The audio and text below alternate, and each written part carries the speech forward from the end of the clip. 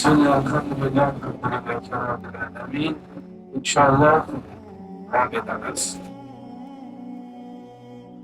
Peygamberimiz sallallohu alayhi vasallam Toyib shahriga borar ekanlar, jamoa bir joyga, bir manzilga yig'ilib, ularga da'vat qildilar. Ya'ni islom nurini olib keldilar. Musulmonchilikni dalolat qildilar. Lekin Toyib ahlini sardorlari eshitib o'tirib nima deyshdiki? Ey Muhammad,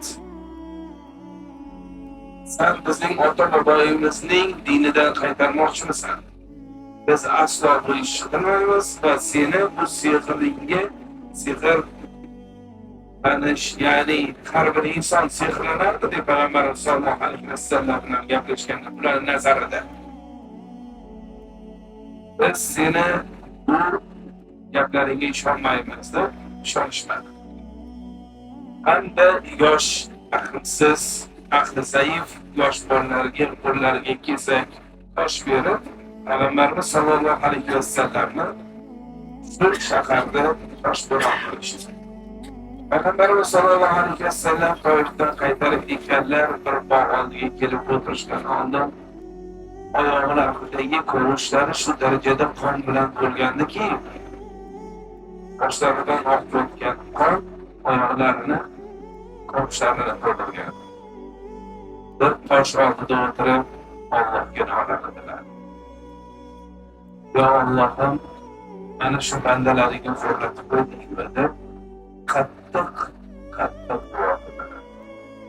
Shunda Jibril alayhissalom Payg'ambarimiz sollallohu alayhi vasallam oldilariga kelib aytdiki, "Ya Rasululloh, sizni birgina so'zingizni biz kutyapmiz. Alloh buyurdi, agarda xohlasangiz Makka va Toyib ahlini ikkita tog' orasida qoldiramiz. Chunki sizga bular bu darajada jabr berishi Allohning buyurishiga ko'ra." Payg'ambarimiz sollallohu alayhi vasallam shu yerda ham nima qildilar? Kechirdilar. Aytdilarki, yo'q, ular meni payg'ambar ekanligimni bilmaydi. Shuning uchun men duo qilaman, inshaalloh Toyib ahlidan shu darajada ilm aqli ummat uchun foyda keltiradigan insonlar chiqadiki, to qiyomatgacha faqat ilm nuri yog'ilib turadigan shahar bo'ladi deb inshaalloh shunaqa deganlar. Bu asosida Toyibdan Makkaga qarab qaytib ketarkanlar, bir bog' oldiga borib o'tirganlarida bog' egalari rahmi kelib, o'zining puliga, ya'ni attos degan, attos qo'lga qo'llariga uzun olib turib, borib o'sha insonga bergin deb aytishadi. Ya'ni bog' egalari.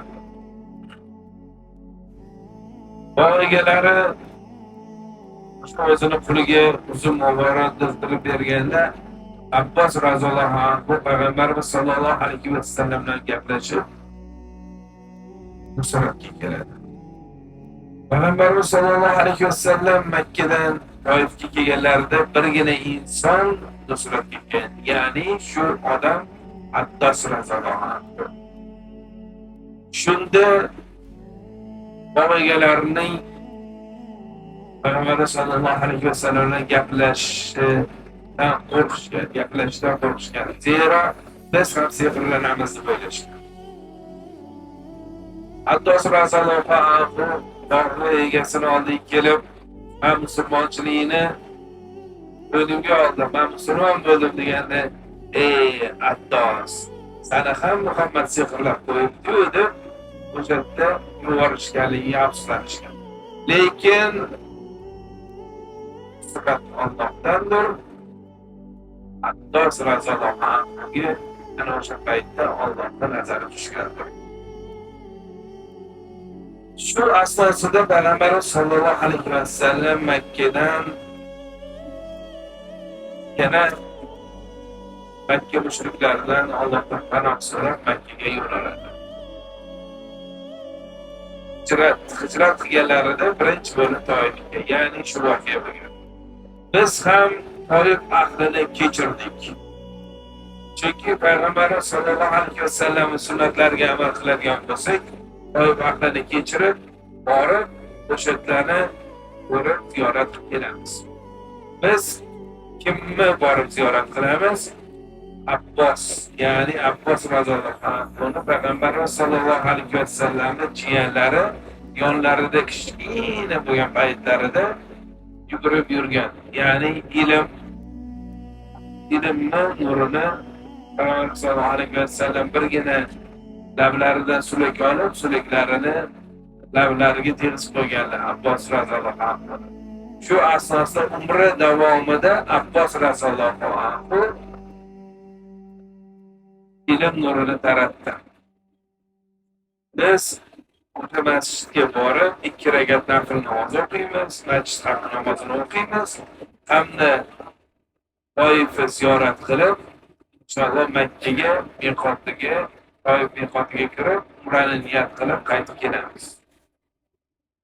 Yo'lda ahamiyat bersanglar, yo'l chetida maymunlar chiqib qolishi mumkin. Chunki Toif juda ham yashil o'lka. Bu yerda maymunlar yashaydi, xuddi Afrikadagi. Qo'lini ko'tarib, sizdan ovqat so'rash mumkin, chunki ko'pchilik insonlar ovqat berishga o'rgatishgan. Yo'lda to'xtamaslikka harakat qilamiz maymunlarga, chunki to'xtasak, sizni telefoningizni yo sumkangizni olib qochadi, ketdan qilaverish niyatimiz yo'q. Xudo xohlasa Toifga 1 soatda yetib olamiz hamda Toifning go'zalliklaridan bahramand bo'lamiz.